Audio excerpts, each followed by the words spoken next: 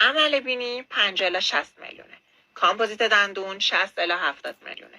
پروتز سینه 80 الی 90 میلیونه. لیپوماتیک زیر دست دکتر مبتدی 100 میلیونه. تزریق فیلر و زاویه سازی صورت هم کم کم 20 الی 30 میلیونه. اینا رو سر جمع حساب کنی 500 تومانی در میاد ازش. داری بدی؟ بسم الله. نداری؟ انقدر گو عملی رو فهم و شعور و ادب و اصالت چی؟ اونم میخوای دانلودش کنی یا میخوای عمل کنی؟ لعنتی، خط چشمتو تا پس فردا کشیدی. اونی که خط چشمت داره شمال و جنوب به ما نشون میده. فاصله چونت تا گوشت حداقل با اسنپ فقط 180 تومنه. ابروهات هم که شبیه خط ترمز نیسان تو سرپاینیه. اون دماغ بدبخت تو یه بار دیگه عمل کنی فقط یه مش خاطره ازش میمونه. این همه عمل کردی تازه شدی شبیه باسن گوریل. بعد میگه دارید عمل کنید. بدبخت تازه ظاهرتو کردی این.